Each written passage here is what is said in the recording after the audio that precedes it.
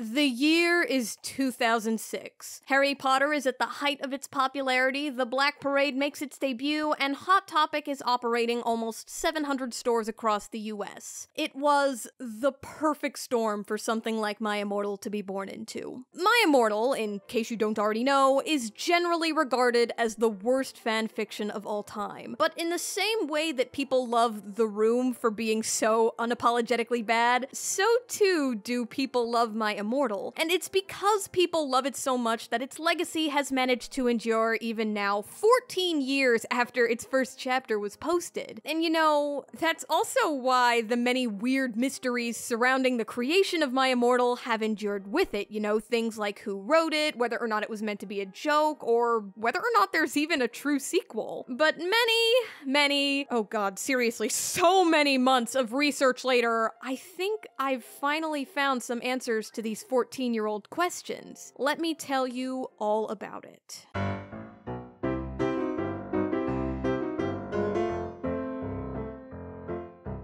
So, before we learn about the mysteries surrounding My Immortal, first we need to know more about, well, My Immortal, so we're gonna go ahead and begin all the way at the beginning. The origin story for My Immortal does not begin with it getting posted, no. It actually began a few months earlier in September of 2005 when a user named BloodyTears666 joined fanfiction.net. What her early profile looked like has been lost to time, but we can see on later versions that although her real name was Jenny, she preferred to be called Raven. Anyways, a few months later, February 16th, 2006, she makes her first post, and it's the first chapter of a Harry Potter fic called I'm Not Okay. This chapter, which is called Helena, accomplishes pretty much nothing but over-introducing Raven's goth 15-year-old protagonist and shoehorning her into Hogwarts. So, yeah, surprise, this fic was pretty bad. In fact, it was so bad that it was actually pretty good. In fact, many thought that it was entirely too good and that in all likelihood, this was meant to be a parody. A parody that, if it was pushed just a little bit further, could be a masterpiece. But sprinkled between the reviewers thinking that there was just no way that this writer was serious, was plenty of criticism from people who thought that they were reading some Hot Topic loving teens awful but earnest attempt at fanfiction, and they usually criticized the fic for its complete disregard for the Harry Potter canon, in particular the fact that Harry Potter takes place in England during the 90s. Stupid preps. Eternity had hoped she wouldn't see Eddie when she came to Hogwarts. They made her life in Los Angeles high school miserable. Now she was supposed to put up with them here? She sighed sadly and stared out of the window. In her misery, she her iPod out of her Emily the Strange bag and blared on some My Chemical Romance. Author's note, don't they rock? The unexplained gothification of, well, everything. The boy sat down. Eternity looked at his face. He was extremely hot. He had long, dyed black hair and blue eyes. What's your name? Asked Eternity. Draco, he said. But above all, nothing, and I mean nothing, would get more criticism than its Mary Sue protagonist, Eternity Dementia Johnson, whose appearance Raven went out of her way to describe in very great detail. She was beautiful, with long raven black hair with red streaks, deathly pale ivory skin, and piercing blue eyes that would make any goth man's heart beat like a subway train. She was skinny, but had curves in the right places. But her eyes still bore the sadness of the scars of her tragic past. She was wearing a black leather corset, a ripped black miniskirt, and black combat boots. But these negative reviews just weren't enough to stop Raven from writing more. Chapter 2 would get posted on February 22nd, and in this chapter we see Eternity join Slytherin and befriend two new characters named Elvira and Shadow, and their inserts for two of Raven's friends named Tara and Philly respectively. It's also starting to be hinted at that this is going to turn into a love story between Eternity and the newly goth Draco Malfoy. Chapter 3 would get posted only 3 days later, and then Chapter 4 on March 3rd. But, you know, that's not the only thing that was posted on March 3rd, so remember Raven's friend Tara that I just mentioned? Well, under the username of XXXBloodyWrist666XXX, Tara posted the first chapter of her own Harry Potter fic, and the title of her work was, of course, My Immortal. Now, Tara claimed that Raven helped her with the story, particularly with the spelling, but one, that didn't stop Tara from littering her story with spelling errors anyways, and two, if you look past the spelling errors, then Tara's writing style is suspiciously similar to Raven's. In fact, her story structure kinda is too. For example, just like chapter 1 of I'm Not Okay, the first chapter of My Immortal does pretty much nothing but over-introduce the protagonist, whose name is Ebony Darkness Dementia Ravenway. And naming conventions aren't the only thing that Ebony shares with Eternity. They're both prep-hating, MCR-loving, self-proclaimed goths with long black hair and blue eyes. In fact, they've both been described as looking like Amy Lee. And on top of all this, they also have a strikingly similar taste in fashion, men, cereal, and responses to preps. Also, both protagonists, or both stories overall, in this case, are weirdly fixated on making Hilary Duff specifically the absolute embodiment of preppiness. You know, never mind other figures who would have filled that role better for what Tara and Raven are trying to accomplish, you know, like Paris Hilton or Lindsay Lohan. And yet, despite this, not only is Hilary Duff the prep idol who is by far mentioned the most, but she's also the only one who's mentioned in all three of Tara and Raven's fics. You know, maybe it's because they thought she was an easy target, maybe it's because she was dating Joel Madden from Good Charlotte at the time, you know, maybe it's a little bit of both, I don't know. In any case, let's go ahead and get back to the similarities between I'm Not Okay and My Immortal. So, remember how Raven made Tara an insert character in I'm Not Okay? Well, similarly, Tara made Raven an insert character in My Immortal named Willow. Fun fact, by the way, about Willow, around the time chapter 5 of I'm Not Okay and chapter 12 of My Immortal are posted, Tara and Raven start having a very public fight over Tara stealing a Gerard Way poster from Raven and Raven stealing a sweater from Tara. They make up by the time chapter 18 is posted, but before they reach that point, they brutally murder each other's characters in their stories. It's honestly pretty hilarious. Tara, Raven, traitor, witch.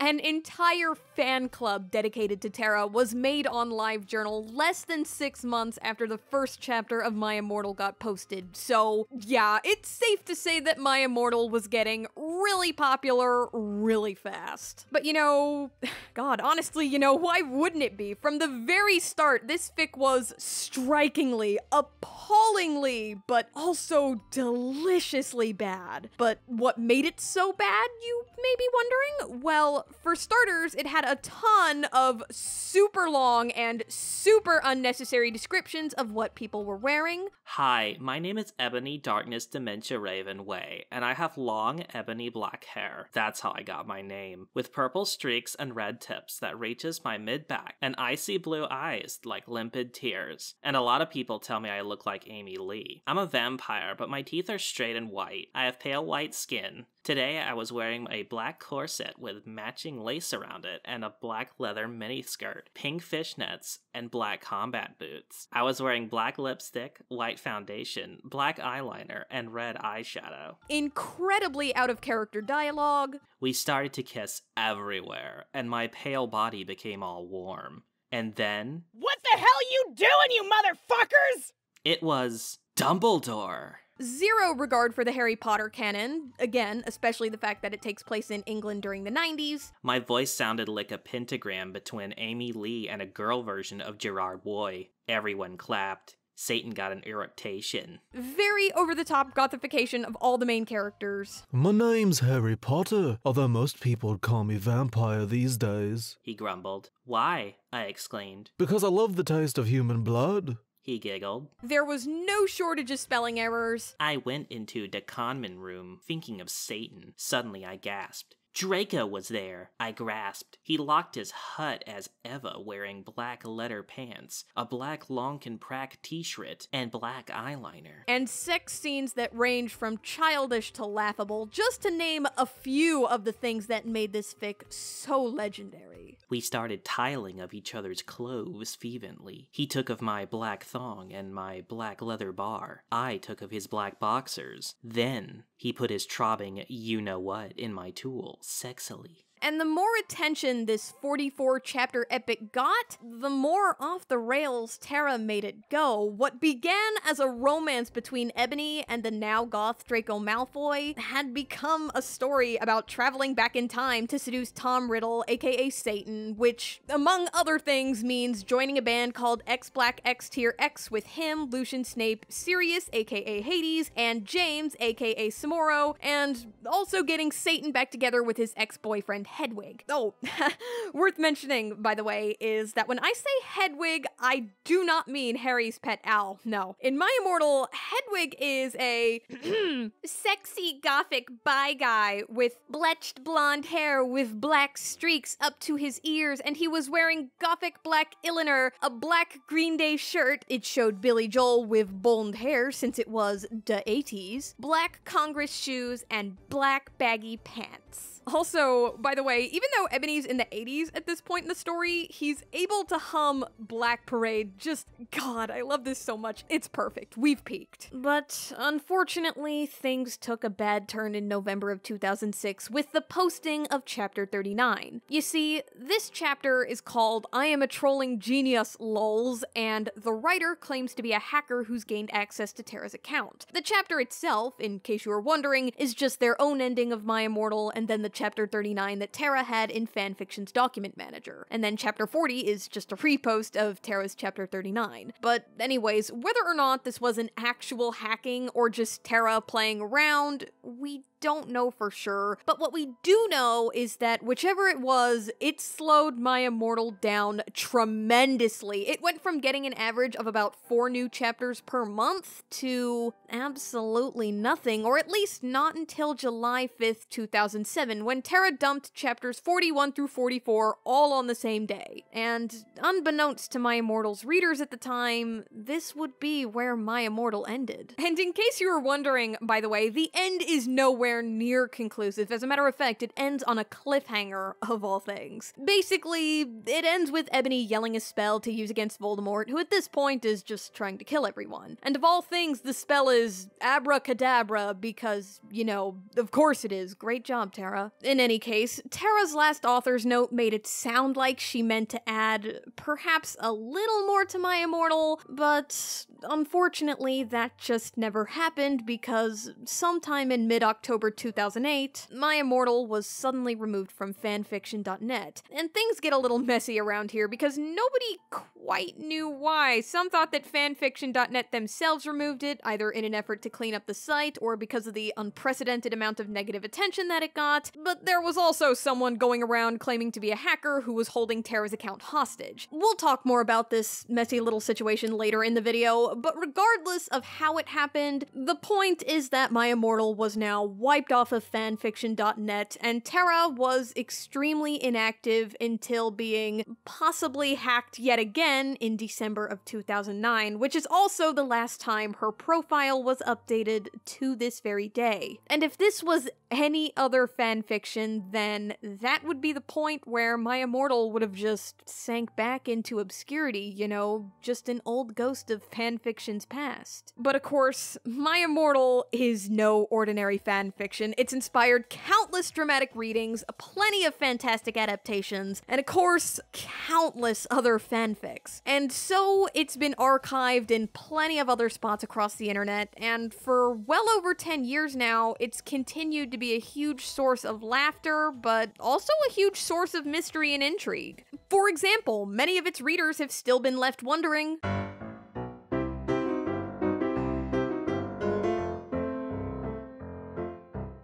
whereas I want this video to be about what we know about My Immortal rather than speculation on it, I do think that figuring out whether or not it was meant to be a satire or a parody or whatever else is important enough to be an exception, because how you feel about this question is gonna seriously affect how you view everything else. So let's go ahead and jump in then. It's really tempting to look at My Immortal as a naive teen's awful but earnest attempt at writing, but the further further you read, the harder it gets to believe that it wasn't at least partially written to be a satire. Personally, I tend to think of My Immortal as more of a narrative within a narrative kind of story, and that Tara and Raven are just characters in it. In other words, I'm a firm believer that My Immortal is entirely a satire. Allow me to explain. First of all, if I didn't make it obvious enough earlier, the suspicious similarities and lack of noticeable differences between Tara and Raven's writing styles should set off a lot of red flags. It really makes it look like either Raven is the real mastermind of My Immortal, something she kinda hints at in chapter 5 of I'm Not Okay, or that the real author is a totally different person who's created the personas or the characters of Tara and Raven to add to My Immortal's comedy, and this person is operating both of their profiles. Well, I say person singular, but you know, it also could have been a group effort. The point is that Tara and Raven were characters or personas all along. In any case, I tend to think the idea of My Immortal being a total satire is a lot more likely, one, because My Immortal can be a satire while the narrative of Raven, or rather the character of Raven being the real mastermind exists, and two, because after the aforementioned fight over the sweater and the Gerard Way poster, Raven just kinda stops being active on fanfiction. She writes one chapter of a different fic about a month later, and we're gonna talk about that fic eventually, don't worry, but after it gets posted, she just kinda leaves fanfiction with no particular explanation. Meanwhile, Tara is still saying that Raven is helping with more of My Immortal's chapters than not. And then there's the matter of wrong words, and this is a detail that a lot of people who think that My Immortal was at least partially a satire point to. Anyways, so what exactly do I mean by wrong words? Well, I mean that as My Immortal progresses, you start to see some spelling and grammatical errors where a word isn't just spelled wrong, but Tara uses a completely different word altogether, and some of her word choices just seem too unlikely for, let's say the character of Tara. For example, in chapter 31, Tom Riddle is referred to as Tom Bombadil, a Tolkien character with a cameo in the Fellowship of the Ring book, but wasn't present in the Peter Jackson movies. This stands out not only because there's just no way Bombadil is a typo for Riddle, but also because Tara mentions that she's never read the Harry Potter books in one of her author's notes. So the idea of her reading the Lord of the Rings books, but not Harry Potter, despite how clearly fond of it she is, I'm not saying it's impossible, but, you know, it does raise suspicion, especially since this isn't even the only instance of something like this happening. To offer another example, she refers to Ebony as Tara 3.5 times, chapters 16, 33, 37, and 42. And the cherry on top of this, there's no way this was serious Sunday, is that Mean Girls and A Cinderella Story, two good, but nonetheless extremely preppy movies, are listed among Tara's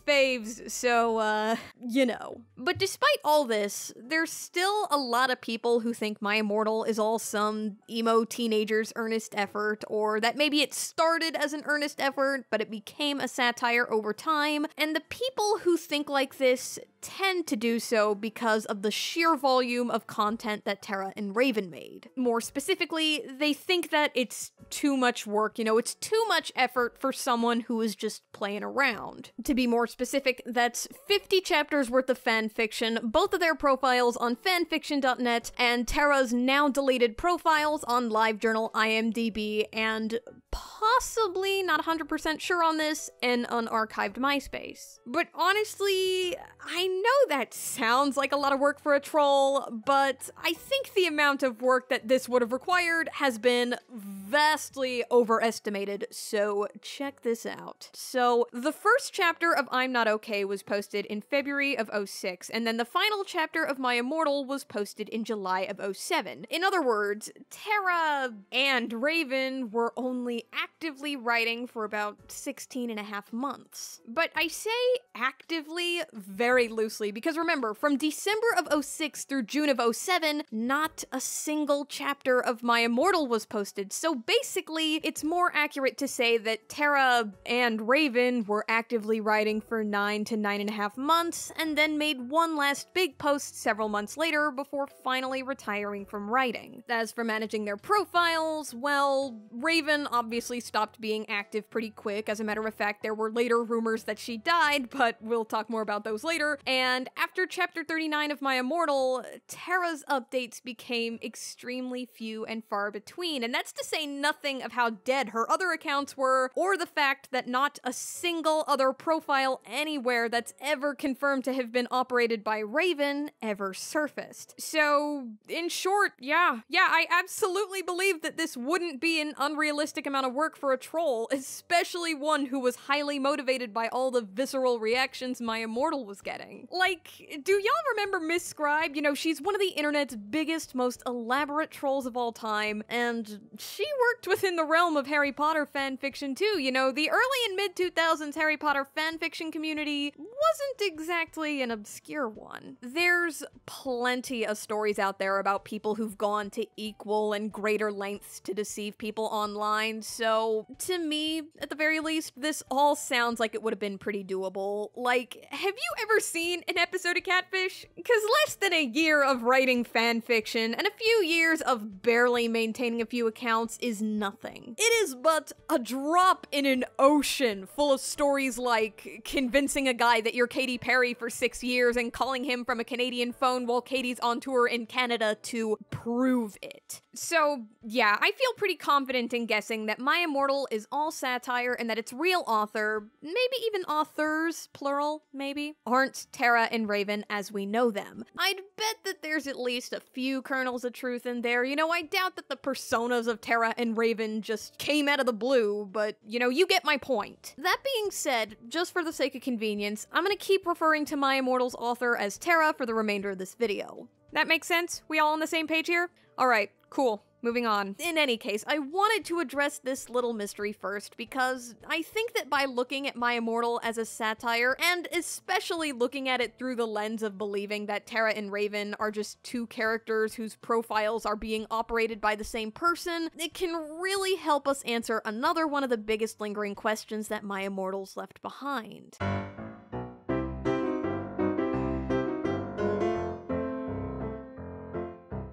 Despite everything I just said about Tara and Raven and My Immortal's authorship, I mean, the fact of the matter is that someone definitely wrote My Immortal, so how much of Tara and Raven is real? Who are they? Or maybe the writer is someone else entirely. Just who wrote My Immortal? Well, many people have claimed to be Tara, friends of Tara, Tara's boyfriend, Tara's sister, and obviously there's no shortage of fake Tara profiles, but I want to draw your attention to the main four, sometimes claims, but sometimes accusations of authorship. You know, the ones that have drawn the most attention over the years. So, let's go ahead and walk through them in chronological order. So you remember how earlier I mentioned that we would talk about the messy hacking situation of late 2008 later? Yeah, well, later is now, and I simply cannot overstate enough just how messy this situation is. Like, it's so messy that I don't even want to say everything that I learned about it, because a large portion of the information surrounding the 2008 hacking either can't be confirmed by a primary source, or there's just too much conflicting information around to make the truth clear. Making matters even worse is the sheer volume of sock puppet accounts and unreliable sources who were involved, and of course that's to say nothing of the lack of archived threads and comments. So because of all that, in the interest of fairness, I'm gonna go ahead and stick with only telling y'all about what can be confirmed via primary sources, which, you know, hey, good news, is still enough to give you a pretty basic rundown of what happened, which is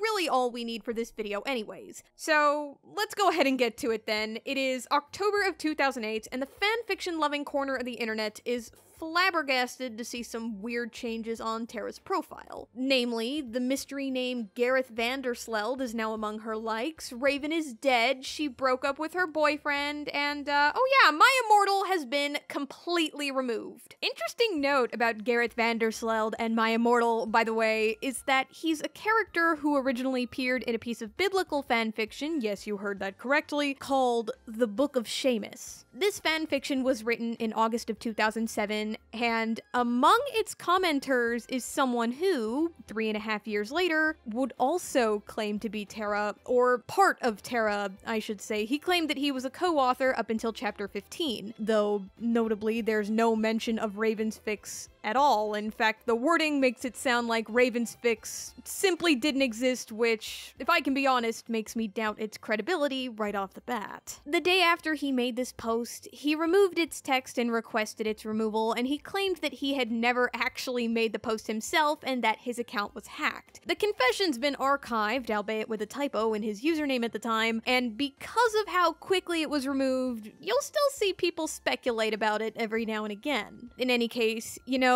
that means that there were at least 2 accounts claiming to be Tara in the same year, both of whom have ties to fanfiction's biblical community, but their confessions completely contradicted each other, so, you know, eyes emoji, but let's not get derailed. The reason why My Immortal got removed is one of those fuzzy, unconfirmed details with a lot of speculation that I told you about, and is honestly probably the biggest mystery in this whole debacle. And, you know, like I said earlier, in the interest of fairness, I don't want to talk about all the speculation too much, but I will say that the most popular beliefs are that it was either removed by fanfiction.net themselves, something they haven't commented on, or that it was a hacker. So, suffice to say, the reason why My Immortal was removed from fanfiction.net remains obscure, but the bottom line is that it was removed and nobody was, or still is, 100% sure why. And in retaliation, a fanfiction user called XXX Midnight Goth XXX, he would later say his name is Todd, by the way, uploaded something called My Immortal Bring Me to Life. For the most part, Bring Me to Life was just a reposting of My Immortal, but now with a little bit at the beginning saying that this was Tara's new account, fanfiction.net is who removed My Immortal, Raven has died, and that it was Tara's new boyfriend Gareth Vandersleld who recovered My Immortal. And speaking of interesting, this wouldn't be the only My Immortal related content Todd posted. In fact, alongside at least 2 other My Immortal fanfictions, he posted a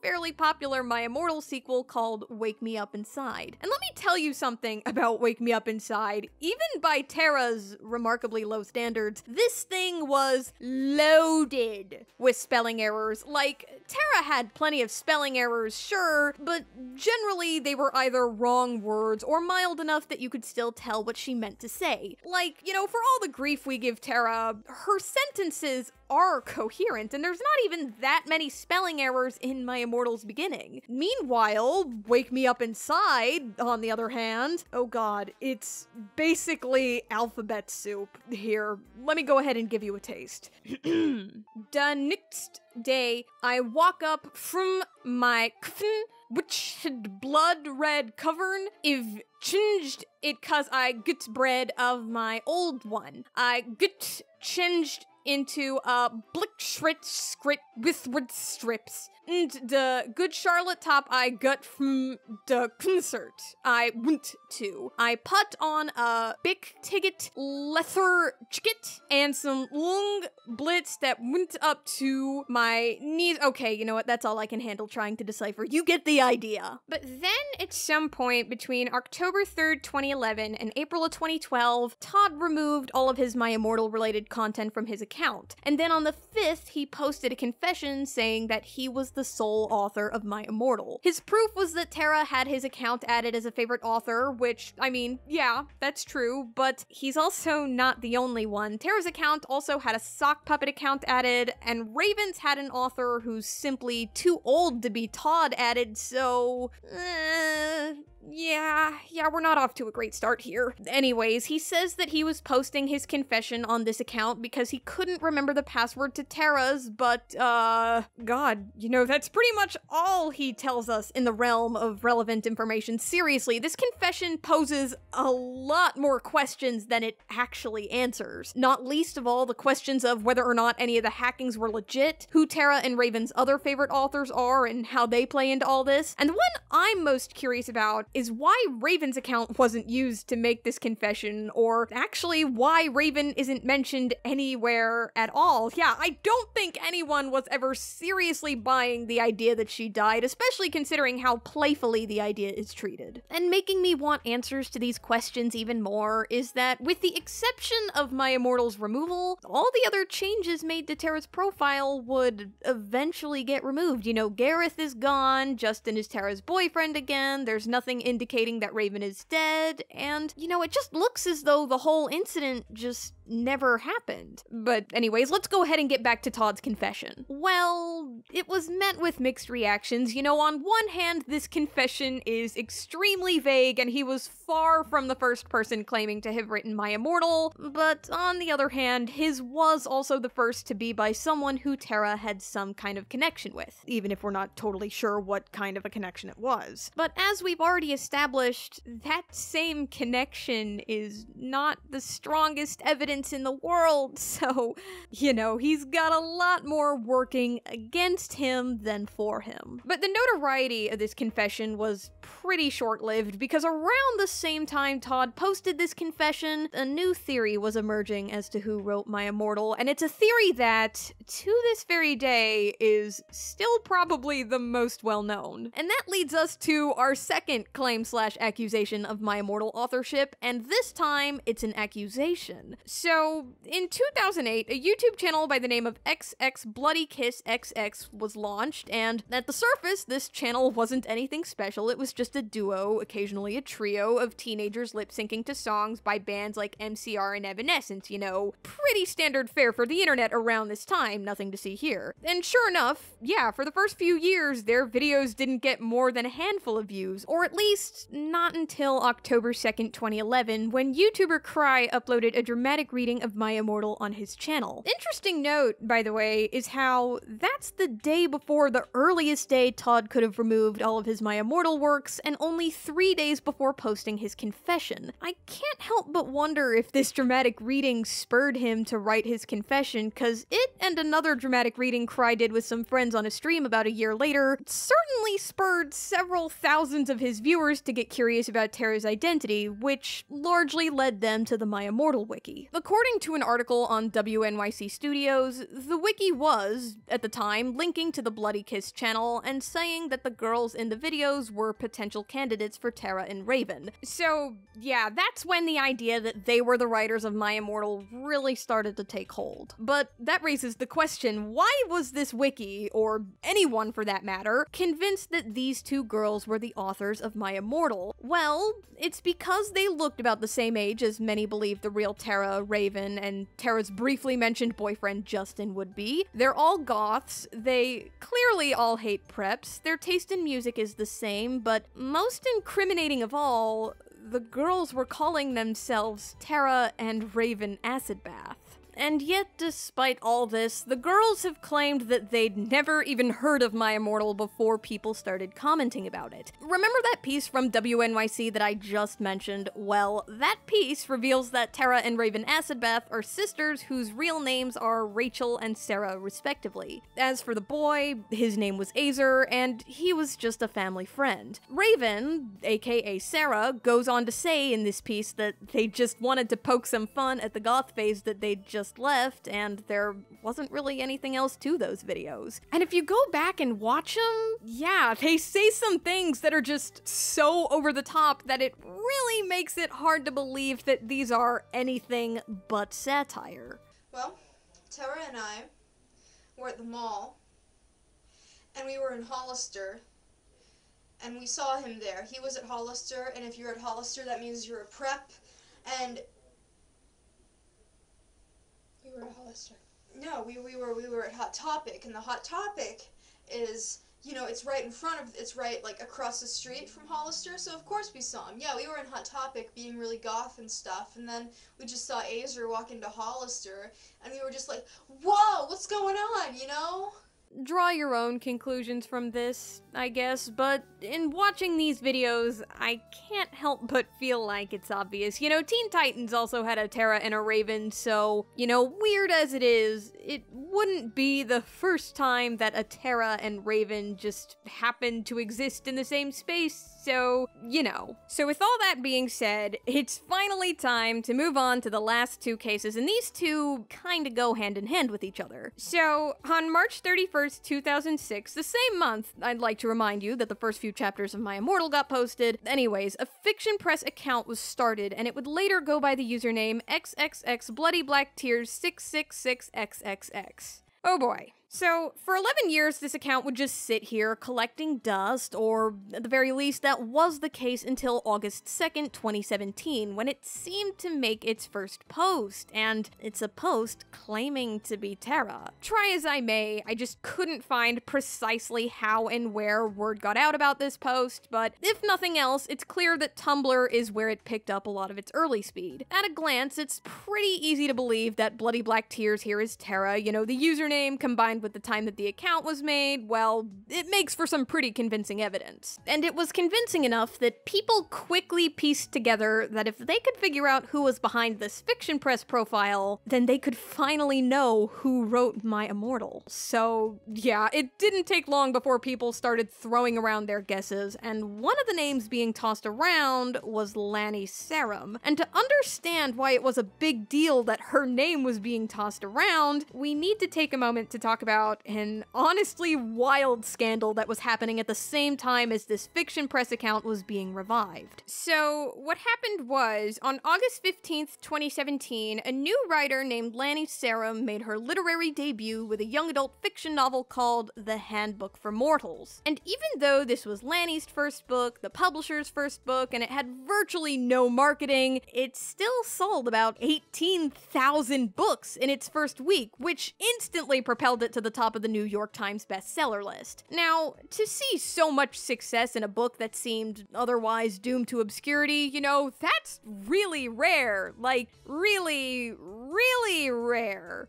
Like, maybe even suspiciously rare. And it would have been a lot less suspicious if literally anyone was talking about this so-called bestseller. Yeah, despite all of its supposed sales, it didn't receive any noteworthy press, and what few reviews it did have all looked bot-generated. Author Phil Stamper expressed his skepticism of the book's success on Twitter, and within only a few hours, there were bookstore owners saying that someone had been ordering the Handbook for Mortals in bulk. Oh, by the way, did I mention that the cover art was plagiarized too? Because I think that's worth bringing up also. A little bit of sleuthing later, and it was discovered that this was the work of a company called Result Source, and this wouldn't be the first time they'd bought a book's way into the New York Times bestseller list. Now, obviously, Serum has vehemently denied having a hand in this whole scam, but, you know, a surviving IMDb screenshot that lists her in a starring role in a film adaptation of her book and feedback from a band she used to manage that fired her for pulling, quote, these kinds of stunts, makes it really hard to believe her. In any case, once this was all brought to light, the Handbook for Mortals was instantly removed from the New York Times bestseller list after only being there for a whole 23 hours. And this whole thing just invited a ton of press attention. You know, it was a pretty big story at the time. And I'm telling you about this because, well, you shouldn't read the Handbook for Mortals on principle, but if it just so happens that you do, then you'll notice that Serum's writing style sounds, remarkably familiar. Here, let me read you an excerpt. My well-worn and once brightly colored, but now badly faded with dirt spackle, Converse high-top sneakers made a quick tapping noise on each step. I had just replaced the laces on them, so at least they looked somewhat decent. My favorite high-waisted Levi's dark denim skinny jeans, ripped in all the right places, made the swishing noise as I lifted my legs, and my perfectly flowy Lucky's top that I wear far too often billowed around me. Yeah, so even though the idea that Lanny Serum wrote My Immortal was almost certainly meant as a joke, her somehow unironically Terra-esque writing style makes it pretty easy to see why this was a joke that caught on pretty quickly, despite the fact that Serum hadn't even heard of My Immortal before this whole thing happened. But even though the idea that Lanny Serum wrote My Immortal was clearly never a serious one, the operator of the fiction press profile didn't want to risk the odds that some people might have actually believed it, and made a new post which seems to have been made for the express purpose of telling people that she wasn't Lanny Serum. As a matter of fact, the post goes on to say that she was active on Tumblr and using her real name. In one final post made only a few days later, she says that she revived her dead fiction press account because she'd been chatting with her editor about the weird legacy of My Immortal, and at some point during all this, she remembered that she made a fiction press account and decided to dust it off to leave a thank you note to My Immortal's readers, though how she intended to get the word out about this supposedly hidden account, she didn't say. She talks a little more about Lanny Serum, leaves a seemingly insignificant message about how Undyne is her wife, and so ended her posts on Fiction Press. So at this point, anyone keeping tabs on the situation knew three things. Terra was a writer, she had an active Tumblr account that used her real name, which wasn't Terra, and she loved Undyne. And so the hunt to find bloody black tears was on. Now,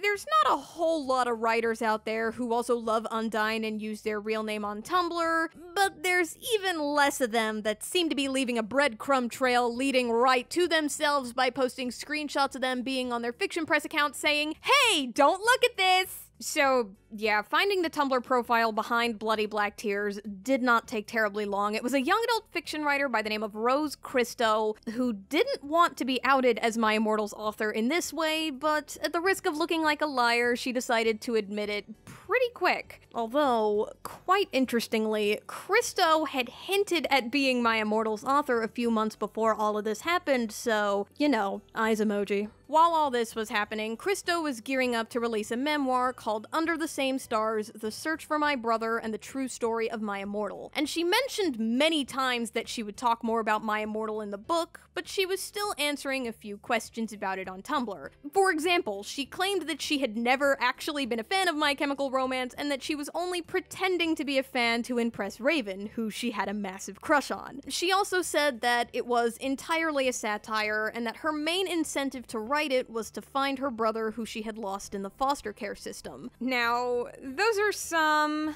let's say, highly unexpected claims, but she said that at the behest of her publisher, she was purposefully avoiding giving away too many details until the book was out, so for the time being at least, nobody really questioned what she was saying. Or at least not until a Tumblr user came forward pointing out her peculiar behavior, most notably that for someone who talks an awful lot about not wanting to be found, Christo definitely didn't make any efforts to hide her Hannah Montana-esque identity as Terra. In fact, it was actually quite the opposite. Both she and her publisher seemed to be leaving a trail that led right to her. In short, the post was saying that Christo lied about writing My Immortal. Now, when this post was first made, the knee-jerk reaction that a lot of people had was to defend Christo and to say that this post was just thinking too hard about it. Of course, I'm putting it much more nicely than a lot of those people did, but you get the idea. And it's not until Christo's brother, yeah, that brother, the one that the book was about, stepped forward, confirmed his identity, and revealed that his sister had been lying about several details about their lives, that suddenly people started taking the idea that she hadn't written My Immortal a lot more seriously. Now,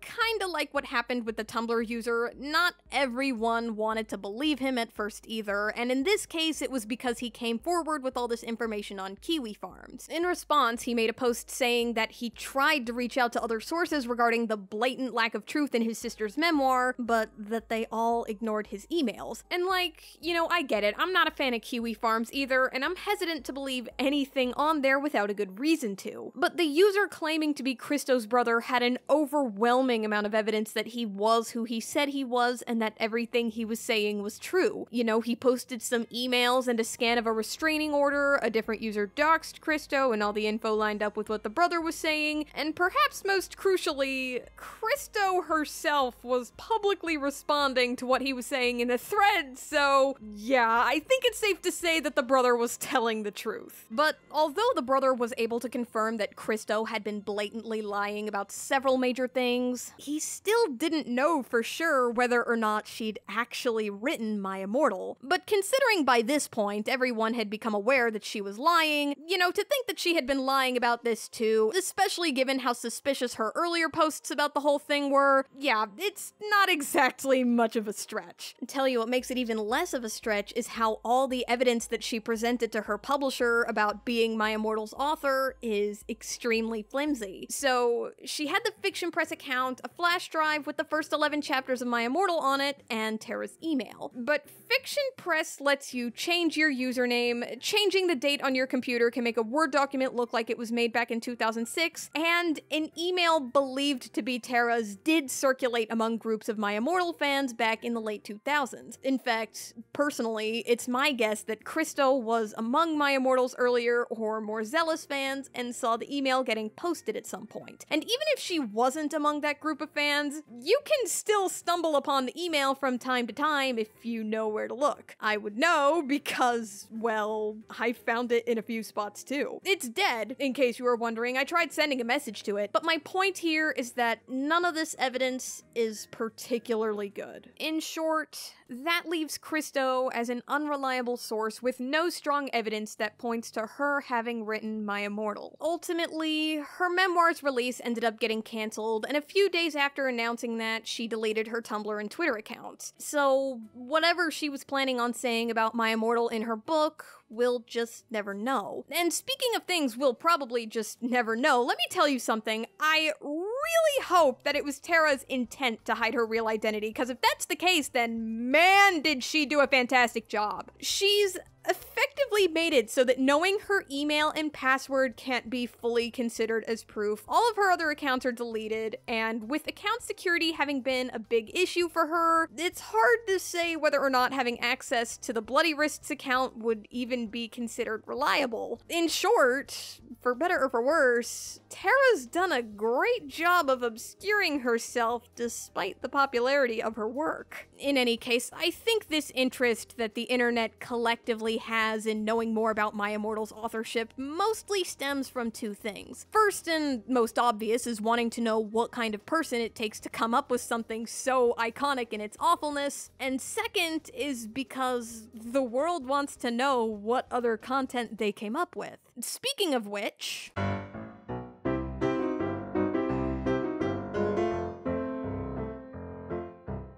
As far as we know, there's no official sequel to My Immortal, and by official, I mean something that we can confirm Tara definitely wrote. That said, even if there's no official sequel, one, there's plenty of unofficial sequels out there that might interest you, and two, they're not My Immortal sequels, but there are a few fics that are related to My Immortal and I think are worth mentioning. First is I'm Not Okay, but of course we already went over this fic, so let's go ahead and move on to Raven's only other fic, called Ghost of You. So, Ghost of You was posted by Raven in May of 2006, and it's only one chapter long, and she says that she made it because she was getting bored with I'm Not Okay. That being said, she also says that she co-wrote it with Tara, so, you know. Anyways, so Ghost of You is unique among Tara and Raven's fanfics in that it does not revolve around a character of their own creation, but don't get your hopes up too high just yet, because instead of creating a totally new character, Ghost of You just throws a thick coat of late 2000s Hot Topic paint over Hermione, who's now being called Maya for no specific reason. So, this one chapter of Ghost of You's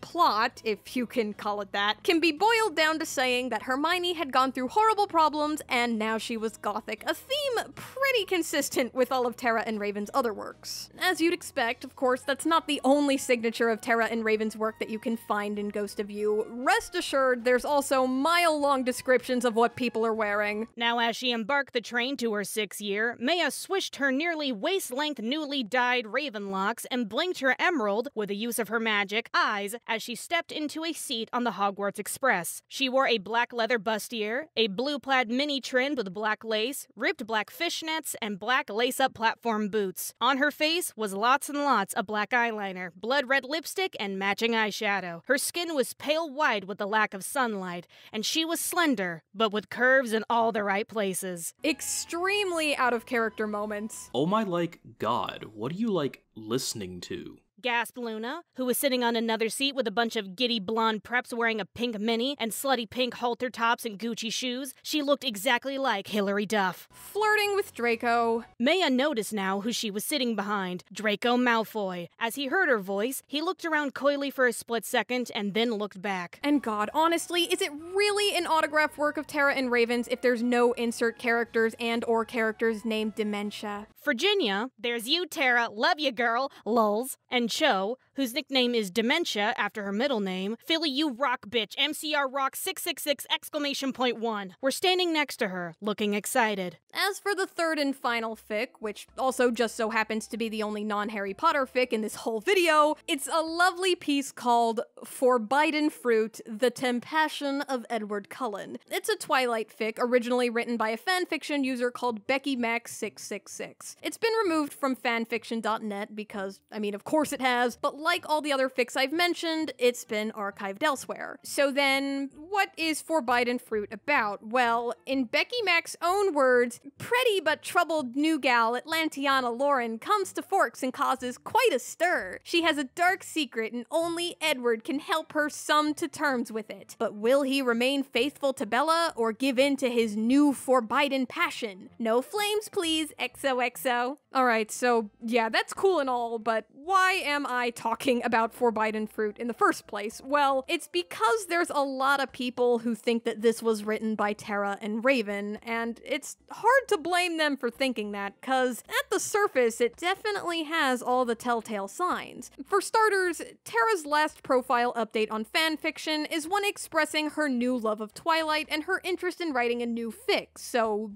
there's that. But the more incriminating thing is the way that Forbidden Fruit was written. Just like My Immortal, Forbidden Fruit features a prep-hating Mary Sue protagonist with a long name and longer descriptions of her appearance. Hey, my name's Atlantiana Rebecca Lauren, but everyone calls me Tiana, or just plain Tia. My hair is long and pale like spun gold and skims to my waist like a pale shimmering amber mist. My eyes are a deep forget-me-not blue, and my delicate features are lily white and pure as the winter snow in moonlight. I was wearing tight black leather pants with silver chains of a waist, and a red fishnet-like top, and you could see my black lacy bra through it. I ignored whispers and the big pink cheerleader imbeciles pointing at me. Out of character dialogue. I'm Udard Cullen. Who are thee? Atlantiana Lauren, but you can call me Tiana, or maybe Tia, I said, feeling shy of the way he was looking at me. I'd seen that look in so many male eyes, but never quite as intense or sexy. His eyes burned like hot gold velvet in the midday sun, like phoenix feathers and rainbows. So gold and magical. Thou reminds me of bygone times, he said, carefully reaching out a shaking hand and brushing my cheek. Thy face is like an old painting.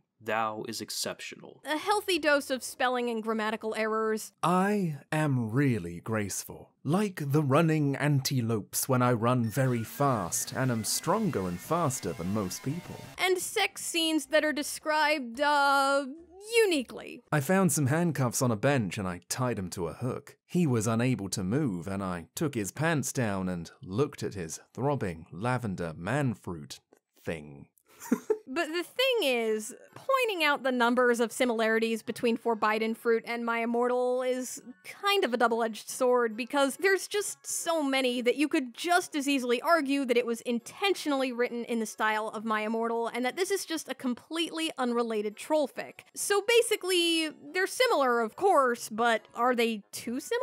Well, if we look at the facts, it makes it seem really unlikely that this is Terra's writing. I say that, one, because Forbidden Fruit lacks some of the other key elements of Terra's writing, like gothifying some of the canon characters and naming someone Dementia. And two, because even though she'd fit right in, Becky Mac doesn't seem to exist in Terra and Raven's social circle. Throughout My Immortal and on her live journal, Terra mentions having a few other friends outside of her, Raven, and Justin. Most notably, there's a friend named Philly who's mentioned in My Immortal, Terra's live journal, and both of Raven's fics. So, assuming Terra wanted Forbidden Fruit to get read, it seems kinda silly to risk throwing it into the wind on a totally fresh profile when it would definitely get attention by saying that it's some other character from Terra's social circle that's already been formally introduced. But hey, you know, still, regardless of its authorship, Forbidden Fruit is still a great read if you're in the mood for a My Immortal-esque so bad it's good trollfic. That being said, you know, just a fair warning, it does have moments where it is,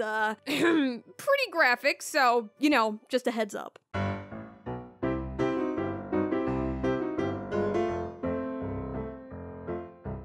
So, in conclusion, what have we learned today? Well, for starters, we've learned that the art of writing peaked with My Immortal, and we've been on a steady decline ever since. But we also learned that, despite being so overlooked, I'm Not Okay is effectively the prototype of My Immortal. You know, I'm Not Okay walked so that My Immortal could run. But of course, we also learned that, in all likelihood, My Immortal is a satire, and that the actual writer operated both Terra and Raven's profiles. It's pretty hard to say whether or not we'll ever find out who that person is for sure, because proving that you wrote My Immortal would be an incredibly difficult task. In fact, for all we know, the authors tried to step forward and sign their work before, but nobody's believed them because, well, I mean, God, how would you prove it? In any case, I hope you enjoyed this video. I've been working on this for, oh god, an unbelievably long time, and the script for this video is ridiculous, but as you can probably tell, I like to be thorough, and more importantly, I'm finally happy with how this video came out. So, oh god, thank you for watching this all the way through. I truly do appreciate it. And to show my gratitude, I hereby dub thee Not a Prep. Some quick thanks to my lovely voice talent, Mr. Klempt, Dr. Cullen PhD, Shibert, and Super Butter Buns. There's links to where else you can find them in the description, so go ahead and go let them know how rad they are.